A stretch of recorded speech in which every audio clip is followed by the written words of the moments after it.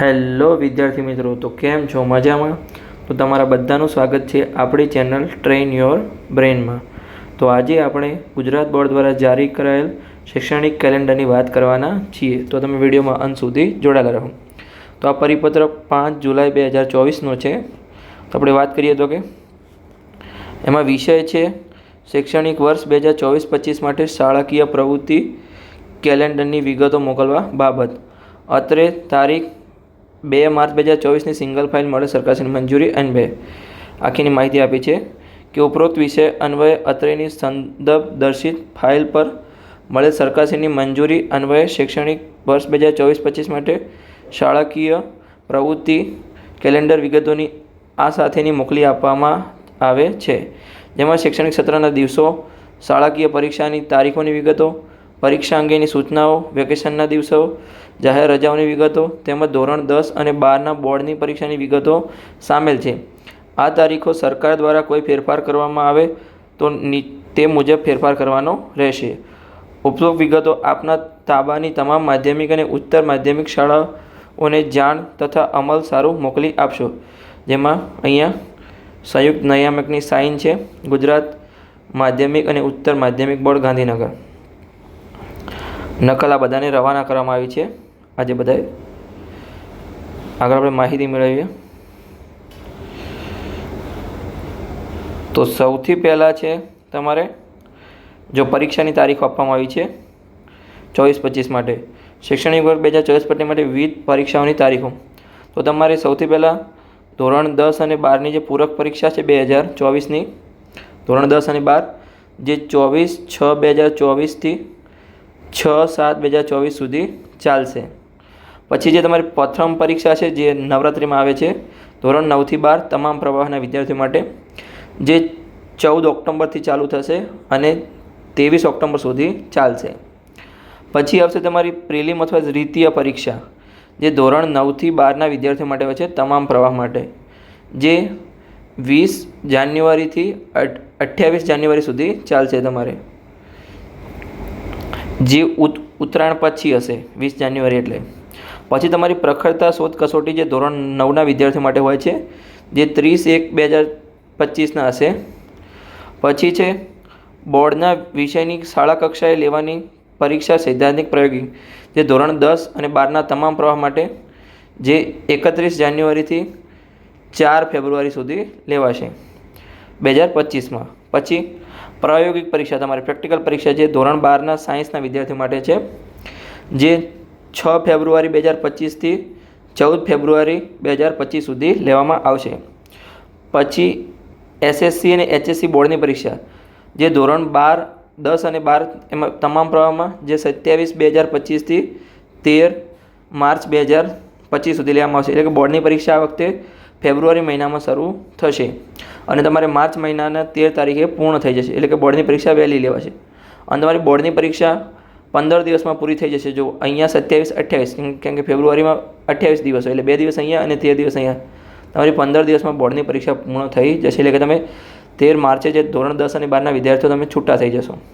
પછી શાળાકીય વાર્ષિક પરીક્ષા જે ધોરણ 9 અને 11ના તમામ પ્રવાહ માટે હોય છે, જે 7 એપ્રિલથી 19 એપ્રિલ 2025 સુધી લેવામાં આવશે. એટલે કે 19 એપ્રિલે તમારું ધોરણ 11 અને 9નું શૈક્ષણિક વર્ષ પૂર્ણ થશે.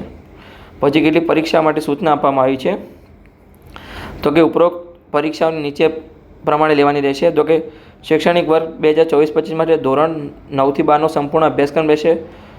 ધોરણ 9થી 12ની પ્રથમ પરીક્ષા જૂનથી સપ્ટેમ્બર માસ સુધીનો અભ્યાસક્રમ રહેશે. પછી ધોરણ 10 અને 12ની પ્રિલિમ પરીક્ષામાં સંપૂર્ણ અભ્યાસક્રમ રહેશે. ધોરણ 9 અને 11ની દ્વિતીય પરીક્ષામાં જૂનથી ડિસેમ્બર સુધીનો અભ્યાસક્રમ રહેશે. પછી ધોરણ 10 અને 12ની બોર્ડની પરીક્ષા તેમજ ધોરણ 9 અને 11ની વાર્ષિક પરીક્ષામાં સંપૂર્ણ અભ્યાસક્રમ રહેશે. તો તમારે યાદ રાખવાનું રહેશે આ બધું. તો તમારે ધોરણ 9 અને 12ની જે પ્રથમ પરીક્ષા છે 9થી 12ની એમાં જૂનથી સપ્ટેમ્બર સુધીનો અભ્યાસક્રમ રહેશે. પછી ધોરણ 10 અને 12ની પ્રિલિમ્સમાં સંપૂર્ણ અભ્યાસક્રમ રહેશે. પછી જે 9થી 11ની દ્વિતીય પરીક્ષામાં જૂનથી ડિસેમ્બર સુધીનો અભ્યાસક્રમ રહેશે અને જે વાર્ષિક પરીક્ષા આવે એમાં સંપૂર્ણ અભ્યાસક્રમ રહેશે. સમજણ પડી ગઈ? તો આપણે આગળ વધીએ. હવે તમારે બધા વેકેશનની વાત કરીએ છીએ. અહીંયા તમારી દિવાળી વેકેશન, તો તમારી દિવાળી વેકેશન પહેલાં આપણે પ્રથમ સત્રની વાત કરી લઈએ. તો કે પ્રથમ સત્ર છે એ તમારું 13/6/2024 27/10/2024 એટલે કે 13 જૂનથી 27 ઓક્ટોબર સુધી રહેશે, જેમાં કાર્ય દિવસ હશે 108 એટલે કે તમારે 108 દિવસ સ્કૂલ જવાનું, સ્કૂલ ચાલુ હશે એમ 108 દિવસ. પછી તમારું દિવાળી વેકેશન આવશે એ તમારું 28 ઓક્ટોબર 2024થી 17 નવેમ્બર 2024 સુધી એટલે કે 21 દિવસનું તમારું દિવાળી વેકેશન હશે.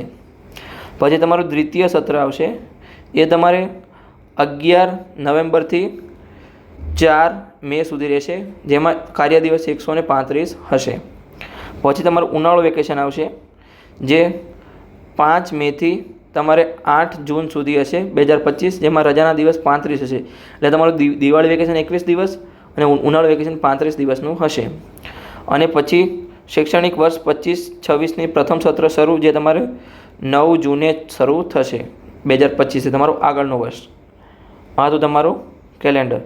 પછી જો અહીંયા કીધું છે કે દિવાળી વેકેશન 21 દિવસ, ઉનાળુ વેકેશન 35 દિવસ, જાહેર રજાઓ 18, સ્થાનિક રજાઓ 6, એટલે તમારે કુલ 80 રજાઓ હશે વર્ષમાં.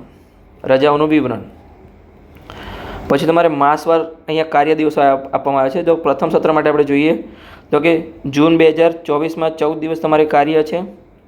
પછી જુલાઈમાં 26, ઓગસ્ટમાં 24, સપ્ટેમ્બરમાં 23, ઓક્ટોબરમાં 21 અને કુલ પ્રથમ સત્રમાં 108.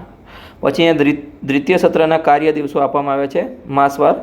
તો કે નવેમ્બરમાં 12, પછી તમારી ડિસેમ્બર 2024માં 25, પછી જાન્યુઆરી 2025માં 26, ફેબ્રુઆરીમાં 23, માર્ચમાં 24, એપ્રિલમાં 22, મેમાં 3, એટલે તમારે કુલ કાર્ય દિવસ દ્વિતીય સત્રમાં 135.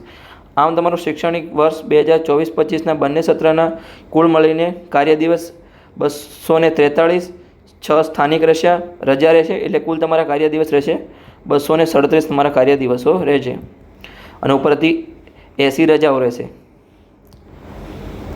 આગળ વધીએ આપણે.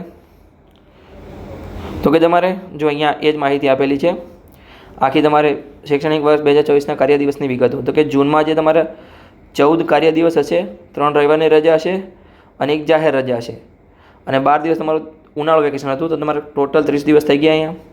પછી જુલાઈમાં તમારે 26 કાર્ય દિવસ હશે, 4 રવિવાર હશે, 1 જાહેર રજા હશે, એટલે 31 દિવસ. આવી રીતે દરેક મહિનાની માહિતી આપેલી છે, તમે અહીંયા જોઈ શકો છો. વિડીયો લાંબો બની જશે એટલે આપણે ફટાફટ અહીંયા પતી ગયું. આગળની માહિતી તરફ વધીએ. અહીંયા આપણે હવે જાહેર રજાઓ જોઈએ 2024-25ની. તો તમારે 17/6 સોમવાર બકરીદની રજા છે. પછી તમારે 7મા મહિનામાં મોહરમની રજા છે. 8મા મહિનામાં તમારે 3 રજાઓ છે. એક તો સ્વાતંત્ર્ય દિવસ પતેતી, રક્ષાબંધન અને જન્માષ્ટમીની. પછી તમારે 9મા મહિનામાં સપ્ટેમ્બર મહિનામાં તમારે 2 રજા છે, એક ગણેશ ચતુર્થીની અને ઈદે મિલાદની. તમારે ઓક્ટોબર મહિનામાં 2 રજા છે, મહાત્મા ગાંધી જયંતિ અને દશેરાની. પછી તમારે 12મા મહિનામાં 1 રજા છે, જે નાતાલની રજા છે. અહીંયા વચ્ચે તમારે દિવાળીનું વેકેશન આવશે. પછી પહેલા મહિનામાં એટલે કે 2025માં જાન્યુઆરીમાં તમારે 1 રજા છે, જે મકર સંક્રાંતિની છે. પછી બીજા મહિનામાં પણ 1 રજા છે, જે મહાશિવરાત્રિની છે. પછી ત્રીજા મહિનામાં તમારે 2 રજા છે, ધૂળેટી અને રમઝાન ઈદની. પછી તમારે ચોથા મહિનામાં 4 રજાઓ છે, મહાવીર જયંતિ, આંબેડકર જયંતિ, ગુડ ફ્રાઈડે અને પરશુરામ જયંતિ. આમ તમારે 18 કુલ રજાઓ રહેશે, જાહેર રજાઓ. ઉપરોક્ત જાહેર રજાઓની તારીખમાં ફેરફાર સરકારશ્રી દ્વારા કોઈ ફેરફાર કરવામાં આવે તો તે મુજબ ફેરફાર કરવાનો રહેશે. રવિવારના દિવસે તેમજ વેકેશનના સમયગાળામાં આવતી જાહેર રજાઓનો યાદીમાં ઉલ્લેખ કરેલો નથી. તો હવે તમને જો આ વિડીયો સારા લાગતા હોય તો આપણી ચેનલ ટ્રેન યોર બ્રેનને તમે સબસ્ક્રાઈબ કરી લો અને તમારા મિત્રો સાથે વિડીયોને શેર કરતા રહો.